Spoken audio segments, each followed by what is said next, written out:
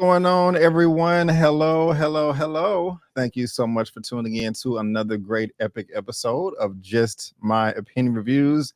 Guys, we are back talking that great show on FX titled Clip. This is episode 5. This season is flying by, titled The Best Worlds. V tries to explain herself to Barbara Walters. Doc finds himself doing everybody's job. The Sterling's faces consequences. Ladies and gentlemen, boys and girls, I want to let you know that this is going to be a spoiler filled recap. Okay. Me and my lovely guests are going to spoil this episode up, down, left, right, in, and out as if you've already seen it. That is your warning. So don't be blaming us if we spoil the episode. And like I said, I'm not by myself. I got my homie, my home slice over here, Miss Kimberly Curran.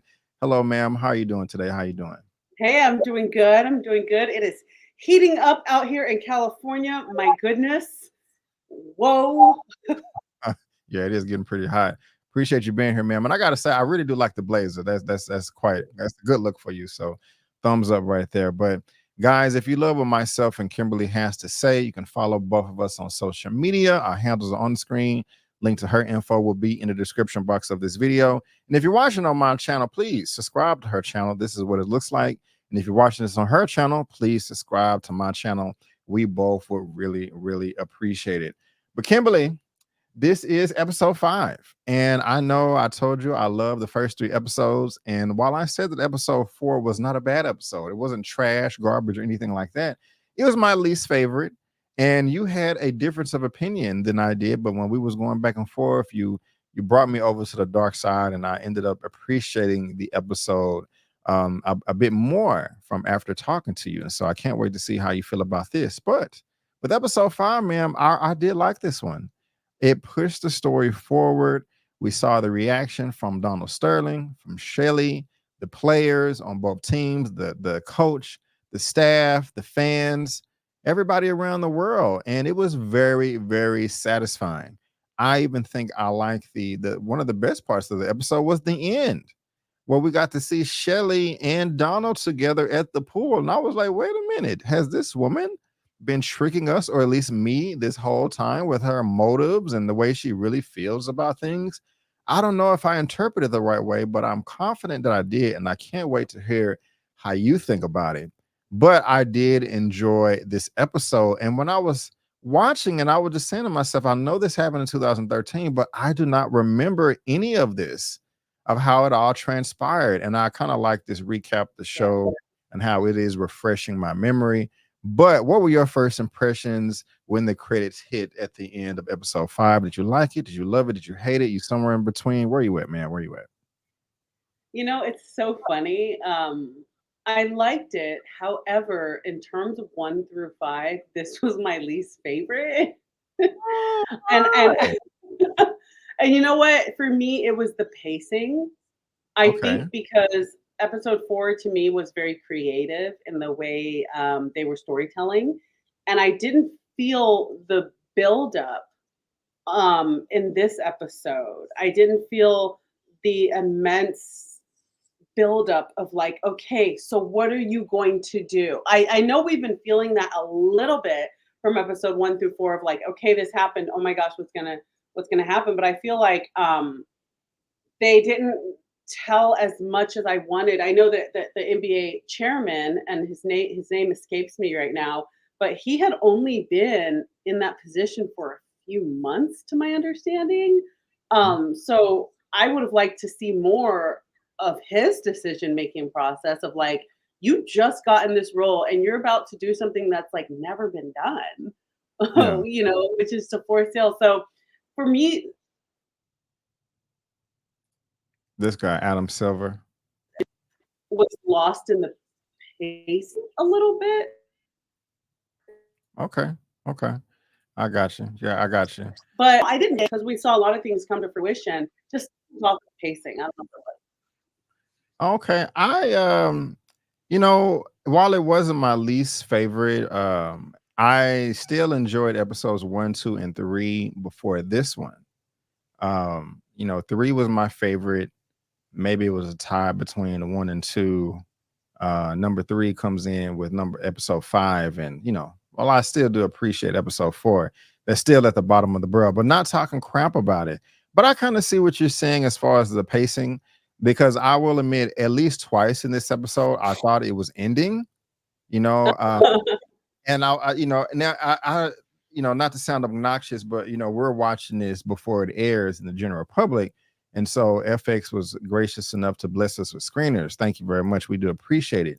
So I don't know that, like, if on FX or Hulu there are ad breaks in between the show, and I think that is the case with the way that this was edited, because at two points where it did go to black, I was like, okay, is the episode over with?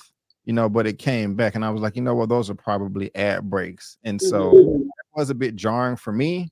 I don't know how you feel about it, but maybe somebody in the comment section can fill us in as far as their experience is concerned. But for me, that was just kind of like, okay, where is the episode going? But I still enjoyed it though. I thought a number of characters shot themselves in the foot, with Shelly, with V, especially, during the interview with Barbara Walters. Also at the beginning with I want to call her a social worker, but I could be wrong with the title Yeah. of profession. That was just, she was an observer of what she saw in the home with V, trying to adopt the kids. I thought everything was a done deal. I thought that she had ownership, or maybe she did, and this was just some type of check-in to see if she was still eligible to watch the kids.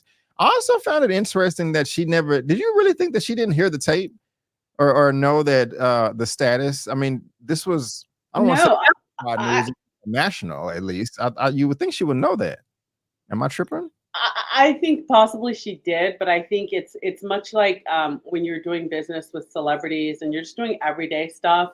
Like if it was your dentist and you had a famous person coming in, be professional. Let's talk about your root canal. Let's not talk about how much I love the movie.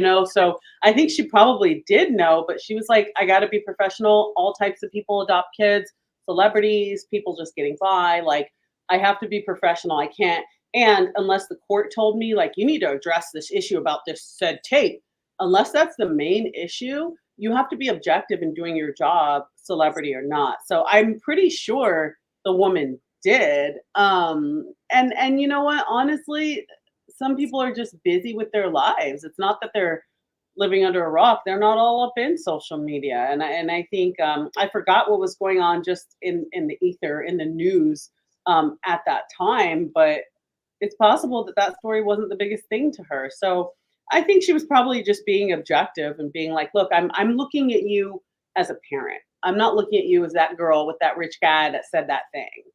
Okay. So What did you how did you feel about Barbara Walters? I really enjoy her inclusion in the show. At first, I thought, is that the actual Barbara Walters? That she playing herself? Well, no, it wasn't. no, she passed a few years ago. What? Yeah, Barbara Walters passed away.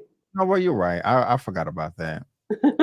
About that. You are absolutely right, because I remember talking to my mom about that. So excuse me. I feel silly. Yep, December 30th, 2022. Man, yeah, me and my mom had a long conversation about that. So I'm sorry, guys. If my comment was insensitive. I'm a bit embarrassed by that, Her but spirit was there, Brandon. The spirit of Barbara Walters was there. nice save. I appreciate you trying to help me out there. But how did you feel about the portrayal of Barbara Walters? Because I thought it was spot on, to be honest with you. I mean, Lawrence Fishburne coming through as Doc Rivers is perfect to me, and I thought that this Barbara Walters was even better. And we may not see her in the final episode if there's only one left. But how did you feel about her? No, I liked her. I like the woman that played her. I liked it a lot.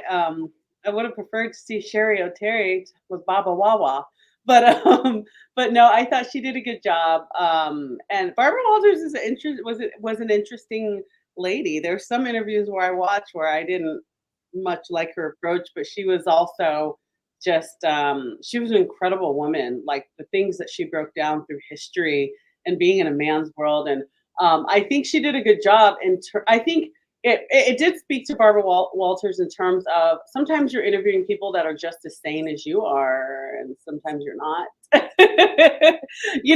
So when someone's sitting across from you talking about, I am, I am his right arm man, I'm Right. his silly rabbit. How do you finish that? How do you finish that interview? So I liked it. Look, it was very true to what happened. So I thought it was interesting though how Magic was supposed to be in the interview. Like, bruh, Yeah. what? That was very weird and scary to me too. The way that people acting, during that. I don't know if she was being genuine or not, or if it was just the actress fulfilling the role. I kind of want to Google or YouTube the actual interview that happened at that time after watching this, because I'm pretty sure You've it's. never seen it? I mean, if I did, I don't remember. Uh, I, your reaction right now is making me want to check it out even more. Because the way she was smiling, like yes, in our relationship, I was like, this is like scary, like you seem possessed or something like that. And so, I don't know. And it was weird too because V at one point she just seemed like she was against Donald. Like I don't want to work for. She's telling the social worker, I don't work for him anymore. He's this, he's that, um and she said something else later on, but then in the interview she was riding the fence, like she wanted to expose him, but she still didn't want to ruin her chances of getting the bag. It was very weird. I think, and what's shocking to me is Donald actually showed up when, well, he's the one that set up the interview, bribing her, giving her a stack of cash in front of the lawyer. Oh Bro, my gosh, that scene. wrong. Throwing salad on him. He's like the crouton steak. Like, That was kind of funny. That was silly. That was silly. But yeah, he showed up. yeah, that was really you're very bold, dude. I don't know how he thought he would get away with that. You're gonna, strengthen her case and make yours weaker. But I would that was crazy to me. I like, and I really like seeing him suffer and how desperate he was. I mean, he was groveling at her feet like, I helped you. To get the boys. This is not, you can't bribe her. This is not for her. I'm mad at her. This is for the boys. I helped you sign the adoption papers.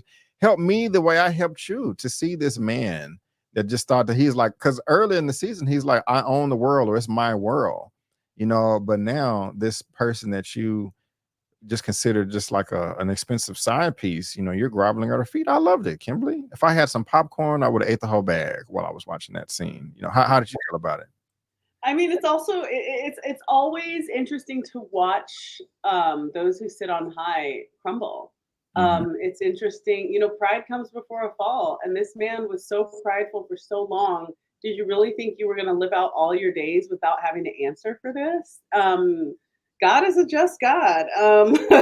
Sorry, boo. Like, it was interesting to me. I think for her, it was like, you want to change the world, but you can't set up this interview. I mean, you're lucky you got Barbara Walters. She could have done Wendy Williams, like, and called it a day, but you got Barbara Walters. So probably because of his connections, and because what journalist is not going to want to take the hottest story, but also you had promised us magic and you had promised us the mistress. So it wasn't so much like, I want to talk to this girl that wants to change the world.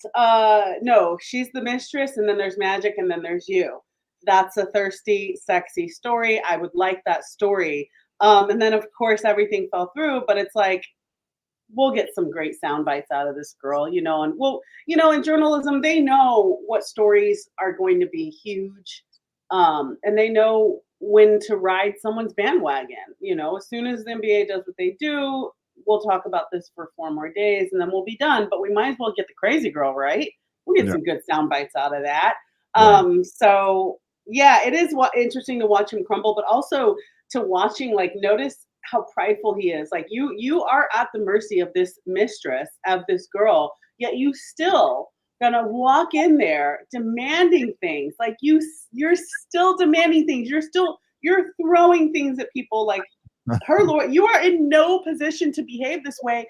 But a man like him this is the problem. No, people not speaking truth to power, people not having the guts to go, no, I'm not going to go to work today. I'm actually going to boycott. And I bet he's never, people sued him, but he's never had someone really stand up to him and have things be on their side. And when a tape gets released, um, the world is against you. So many people are against you that it's undeniable. Yeah. Before he had lawsuits and he didn't care because you could, like he said, no one's going to come after me. Right. Da, da, Right. da, da, da. Well, with this, President Obama came, against you. So And everyone's against he you. called Obama a kid too. That was change and The different. kid in the White House. I was Oh like, God. that is crazy, dude. Like, I mean, just no respect at all. I mean, that's just, Feels we so prideful. yeah, yeah, it was. It really was. So that was quite nice. I did like that. I mean, just the audacity for him to.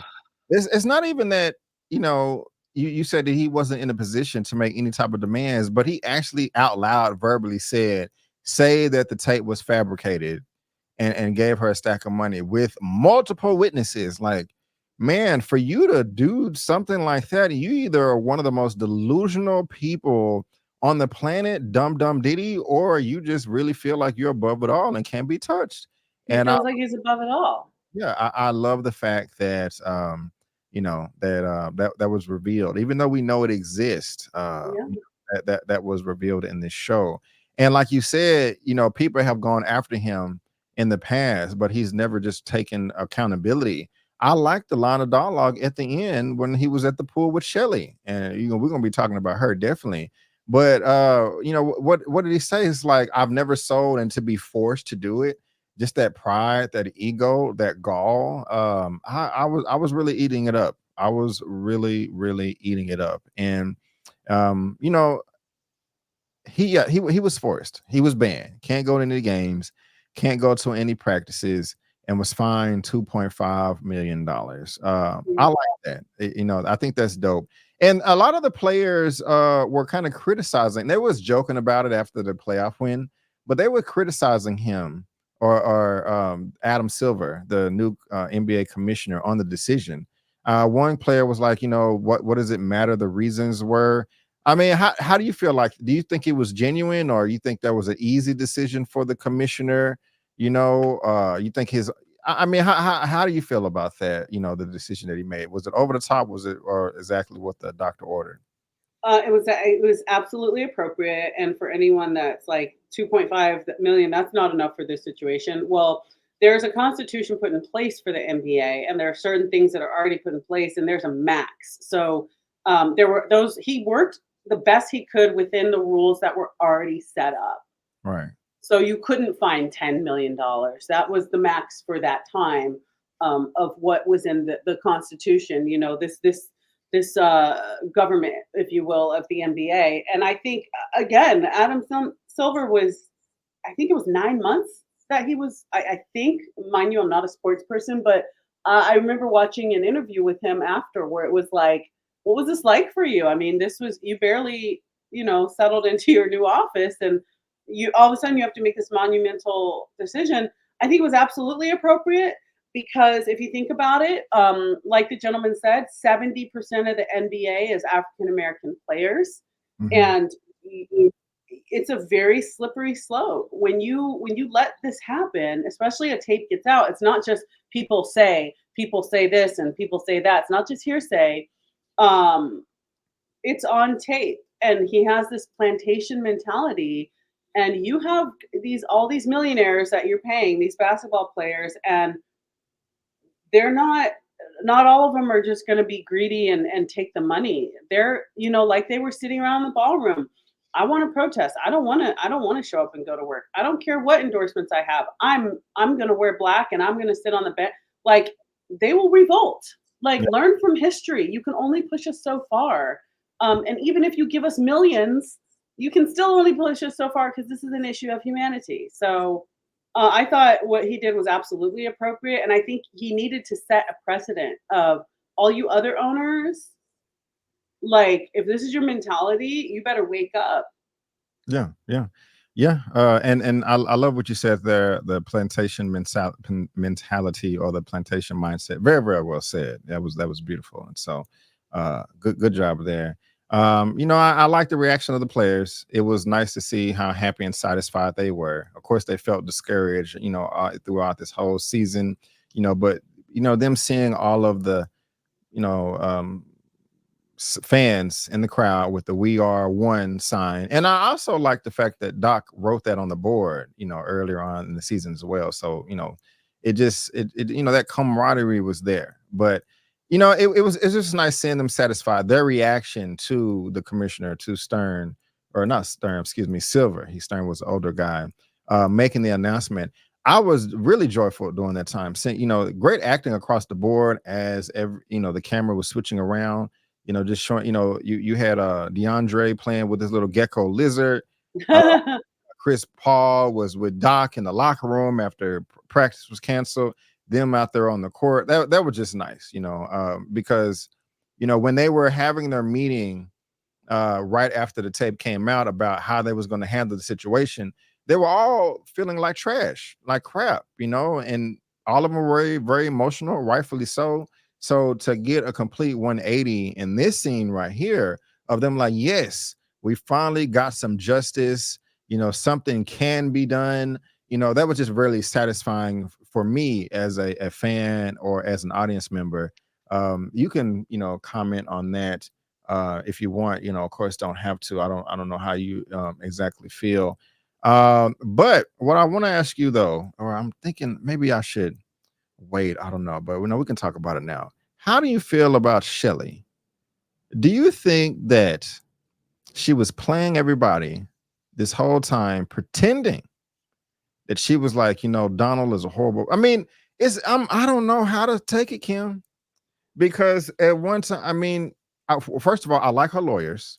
I don't know. I got some enjoyment out of them as well. The guy eating the nuts on the plane, but and the way she called him out. But in one sense, she's trying to save him. Like I don't even know. I don't even know how to pose the question to you. The reason why I feel this way is because it seemed like she was a sleeper cell agent playing a con game this whole episode.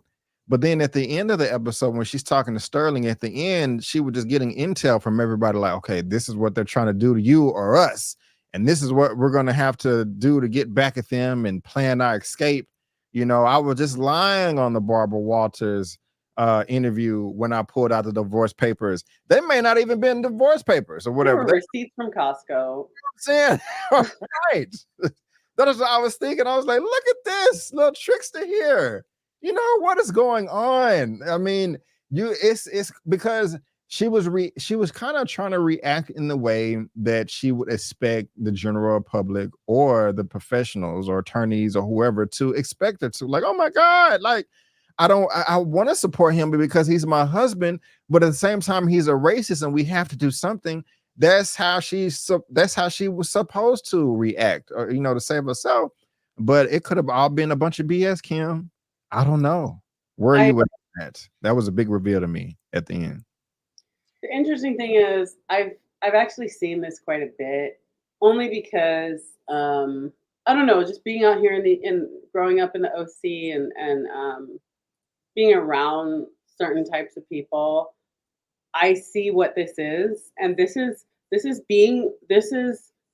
you are so entangled with someone for so long, and you have so much privilege. One, it's like the Michael Jackson mentality, like you are so separated from what everyday normal people go through. Mhm. You're That's why I really admire people. I love it when people like who are wealthy, there is no they don't buy into classism. They're just like, I'll change my own oil. Like I don't care. Like I love Yeah. people who are down to earth just because I grew up in this atmosphere where people, just because of the amount of zeros on your paycheck, you are so incredibly delusional. I've you are so and she's just one of many of the Beverly Hills, mentality, or whatever neighborhood is the highest echelon, where you enjoy the curtain so much that you're behind, that you become so distant from regular everyday things and from having a heart, from relating to people. You become so distant that you really do find yourself in an active delusional state, which is to me what Shelley is in. Yeah. It because remember, she was still until her lawyers were telling her all this stuff, and her response was, "He's not a racist." There's a tape out there. There's this mentality, but this is also a woman who, while she's sitting in her Chanel and her Givenchy, is listening to her husband talk about, well, I mean, this prostitute makes me hot. Of course I paid for her to do this. And she's just sitting there like, yes, yes, Yeah. correct. She makes you hot. Yes, prostitutes. This is a woman that sat next to her husband talking about screwing prostitutes, and you just sat there. Yeah. And in addition, tried to convince him, like, hey, don't say those things out loud. Gosh, people are gonna get upset. Like, you're not upset, you're not outraged. It's because she's so into the lifestyle that you forgot not only who you are, you forgot what it's like to be a human being. Yeah. Because remember, they were high school sweethearts. So this woman, this is all she knows. Hmm. She doesn't know. She wasn't with someone else. She wasn't married to someone else. She didn't have 20 years of making it on her own, paying her own bills, doing her own thing. They're entangled. It's not just a marriage. He's a part of her and she's a part of him. So it's more complicated for her to just be like, "What? You said that? Oh, peace." She's been placating his bombastic mentality of race and class warfare and money and who how people who have it are this and people who don't have it are that. It is a form of brainwashing, I think. Hmm. I really do believe it's a form of brainwashing because she is totally like when she goes to, what is it, AJ, who's the guy we don't like? What's his name? The manager, or is it Yeah, his assistant. That's Andy? Andy. oh, Yeah. Andy. Andy, thank you. She goes to Andy and was like, "You gotta do something. You gotta help." After he gets banned, Yeah. Yeah. honey, Yeah. you're banned, boo. You can't get into the club anymore. You're banned, and we're gonna sell your company. And I'm not even gonna ask you if you want to sell. I'm just gonna do it. Like, she's sick in the head. And there's the sad thing is there's so many women like that have been with a man that has paid for everything, that has done everything. It's another form of having a sugar daddy, except you're more involved in the day to day. You had his kids, you look the other way. But you can look the other way until you look yourself in the mirror and you don't even recognize who you are. Yeah. And they tried to use a cancer diagnosis to for Wah, wah. people. I mean, even if it was true, even if it was accurate, I still think that's detestable. You know, It's so gross. I mean, people dying from this all the time, you But know. Brandon, did you hear when she was like, and they talked about how one of the coaches or something had cancer a couple years ago, and it was only $70,000, $1,000. and he wouldn't even donate. So she was like, "We can go the cancer angle, but don't forget there's that one coach that actually did have cancer." And the players all had to pull together, which also it's a drop in a hat for a lot of them. But Right. still, the play that you wouldn't miss that $70,000, and he worked for your organization and you wouldn't do it? I mean, he Now spent. you wanna come out and be like, "Oh, my cancer." So she's running through the gamut Yeah. of, "Let's use this." Oh, everything you wanna use to get him out, he has screwed himself over time. We can't use cancer because he had one guy that dropped in the hat to help and he wouldn't help him. We can't use that because he uses prostitutes. We can't use that because, well, he's on tape saying that. This is why, Brandon, and I hope people find hopefulness in this story, that when you see someone on that level, whether it's your boss or anyone on that level that is evil, and it feels like they keep getting away with stuff, and you feel like, when are they going to get theirs? Hold on, be patient, because maybe it's like they're being allowed to do this, so down the line when they are in a situation where they're desperate, they have hung themselves so many times. So don't cry, boo. Like, don't worry. If you see someone and you're like, they never get theirs, let them keep doing what they're doing because one day that's going to add up. And when they need to go back through the receipts and say, no, I'm a good person, I'm this, I'm that, they're not going to be able to do it. Let them hang themselves. Yeah, yeah. My mom always says she's instilled that in me since I was a child. Like, what goes around comes around, and Oh, yeah. granted, if somebody does you wrong, they're gonna get there someday. You may not be able to see it, but Hmm. they're gonna get theirs. And she's like, don't pray about it. Like, oh, I hope this person fails or hurts themselves, sprain an ankle, whatever. But try to have some peace. That it's gonna come back and bite them some way in the rear end. And it took him 80 something years. But Hmm. hey, this was very fascinating to see, especially at the very end where he could the woman outside his house, he called him bloodsuckers, like, hey, I want to talk. I have nothing else. I was like, ha ha. I was quite satisfied with that. How did you feel about the relationship between Doc Rivers, Lawrence Fishburne, and Chris Paul, played by J. Alphonse Nicholson? When he was in his $6 million penthouse, he was like, "Man, you got all this. You got the beautiful view of the city, but you don't got no yard, you don't got no grill." And it was a real shocker or eye opener on what's important in life. And basically he was just saying, you have all this, but you still seem like you're by yourself. And how did you feel about the relationship, if anything at all? I really liked it because, and this is why I thought the last episode, while be it slow, and I have seen the comments that some people are like, I didn't like a lot of people agreed with you, Brandon. They didn't like the last episode either. But I did think it was important to look into his past because he was basically talking to himself 30 years prior, like 20 years prior. Because I was glad to see that with the LA riots, he was in that position. So now when he's talking to Chris Paul, he's seeing so much of himself. He's Mhm. like, this is your LA riots. Like, this is your 92 moment. This is that moment where I was worried about the playoffs. And somebody was like, you need to be worried about the verdict of the Rodney King, like some a wiser person calling you out or being able to relate to you and have a conversation that has been there before. And I think it's interesting. This is why whether you're rich, you're poor, you're struggling, community is very important. Yes. And some people like having community with different kinds of people. Like, honestly, if you're struggling, it's important to align yourself with people who maybe are struggling too, but have a forward thinking way of seeing life and not just sitting in your pool and going, "Ooh," but like being like, okay, I may be struggling, but this is what I'm going to do today to move forward. If or if you're wealthy, like, it's important to have other wealthy friends that have a different perspective on life, that can call you out, that can speak truth to you, but understand. I think it's important for a black man in his position that has a $6 million penthouse to talk to another black man in LeVar that position that has a $6 million. Chris Paul, he could afford a $6 million. But LeVar Burton, like someone that's just as rich as you, that's able to say, "Hey, man, life is about service."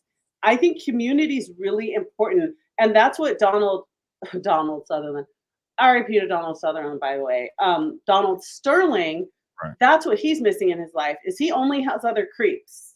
He has nobody Oh, that's yeah. a billionaire as well that goes, "Hey, man, let me talk to you about this guy named Jesus." Like, "Hey, man, I've really had an awakening about race, and I'd love to share it with you. I really think we need to change the way we're thinking." Like, Donald doesn't have people in his life like that. Right. He likes to surround himself with people that are lower than him that he can stomp on or that And are just as creepy as him.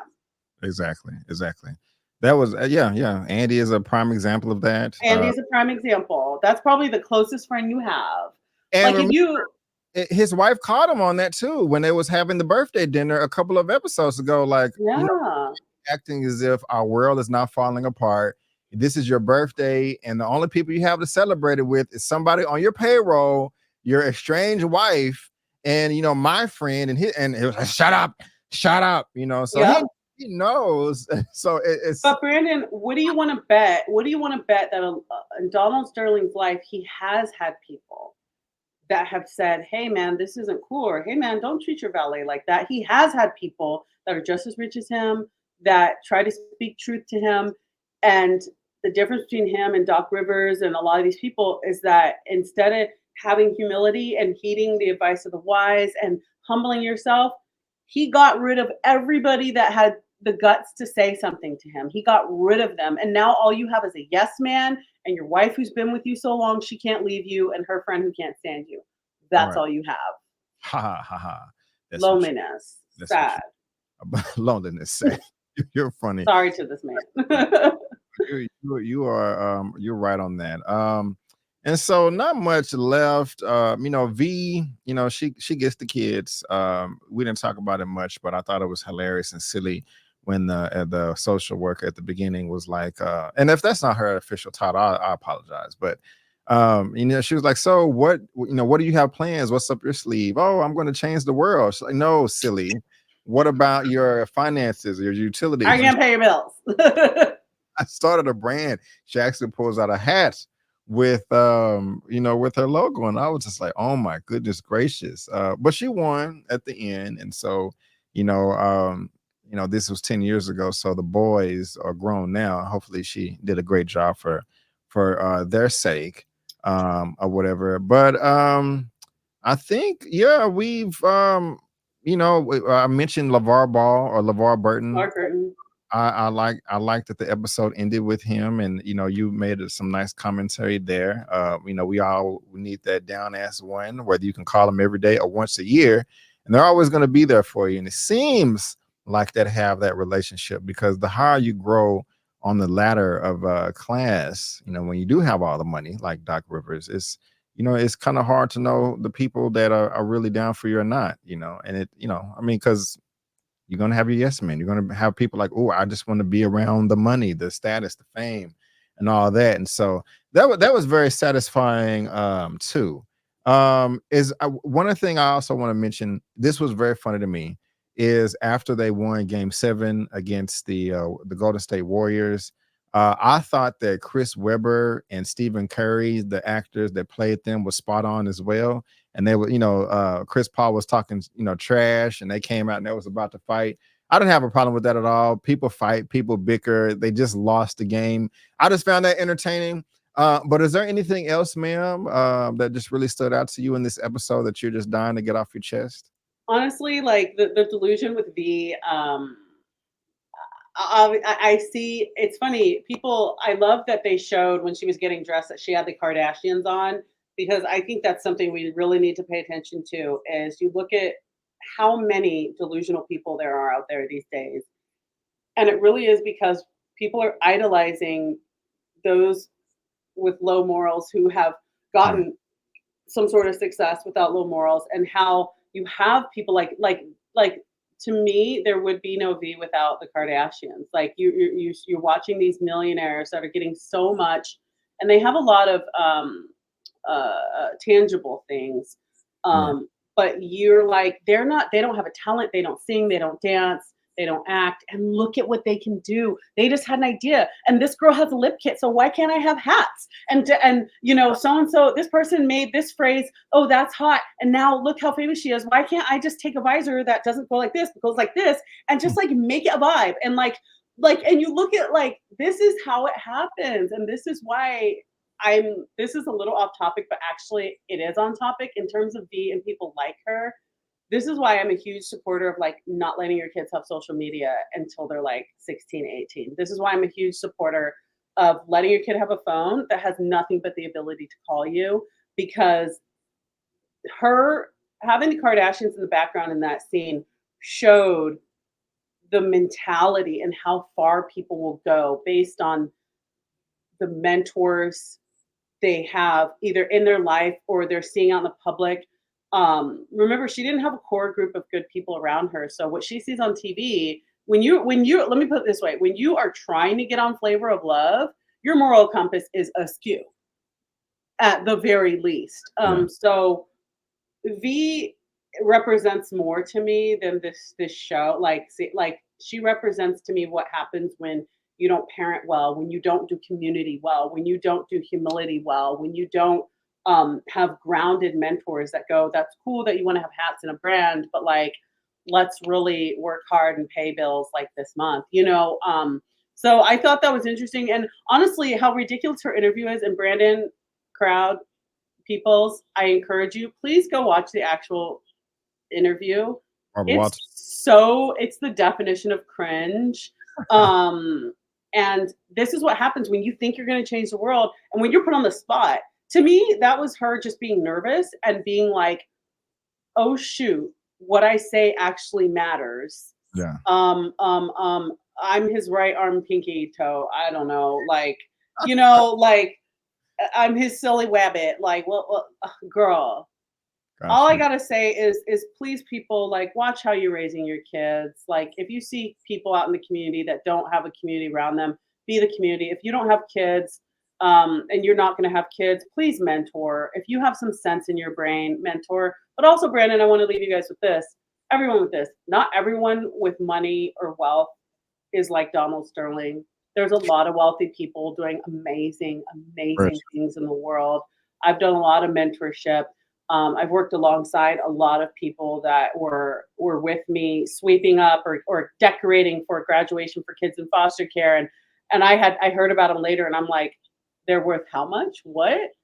And they were with me like sweeping or getting the kitchen ready and cleaning the kitchen with me because we're going to cook for these kids. And there's a lot of wealthy people that have a great head on their shoulders that care a lot, that put their money where their mouth is. And so I don't want to let the image of Donald Sterling make us villainize a type of people. right. The only type of people that are villainized here are those who are so prideful and push away wisdom and humility. That's how you lose yourself. And you could lose yourself whether you get paid $100 a year or $1 billion a year. So that's all I got to say. Right on, right on. Well, and another thing about V is I thought it was kind of funny that she broke down at the end and threw her phone in the toilet. She acted like she didn't give a crap about Donald, but acted this way, with a few of his reactions, and so she regretted that decision. Later, that's where you poop and go to the restroom, and you just threw your phone in there. That's very gross. And then she Well, ruined like she said, she's like, I follow all the players, but none of them follow me. the way the lawyer Hmm. when after she said that was priceless. Probably top 5 funniest moments out the whole show. Like this chick here is, Illusions. she's losing her mind. This is my client. I need to quit. But ladies and gentlemen, boys and girls, that is all we have. We want to thank you so much for tuning in to our recap and review for episode 5 of Clipped, titled The Best Worlds. It was another great episode. Yes, it was. Yes, it was. We'll be here same time, same place next week, which episode 6 may be the last episode of the season. I don't know if there'll be more, but I'm going to assume that's the last one. And so hopefully you enjoyed everything that we had to offer. But Miss Kimberly, before we head out of here, won't you let the good people know what you got going on your lovely channel over here at What's Good, Kimberly? Yes, guys. So I have a podcast coming called The Film That Made Me dot dot dot. I want to talk to people who have been inspired by a film to do something drastic in their life. You adopted a baby, you lost a lot of weight, you decided to run a marathon, you decided to go to Italy because you saw a movie and it transformed you from the inside out and it changed you. I believe in the power of film. I love movies and I love the way movies interact with our lives. And I want to talk to you. I want to talk to you. Reach out to me, send me a message, catch me on Instagram at What's Good Kimberly. And I would love to talk to you. And I look forward to the fall when we can explore the power of film. Yes, ma'am. Yes, ma'am. And also on my channel, guys, checking me out. I got a little bit of everything. The next movie review I will have on my channel will be A Quiet Place Day One, and also Tariq Nasheed's, I think, ninth documentary film, Microphone Check: The True Origins of the of hip hop in this country. I'm really looking forward to that right there. Got a movie news roundup show, superhero comic book show, all that good stuff. So check me out. Have a lot of fun. But guys, before we get out of here, don't forget that I'm B. Avery, that's Kimberly, and that's just our opinion. Peace out, and we'll see you next time.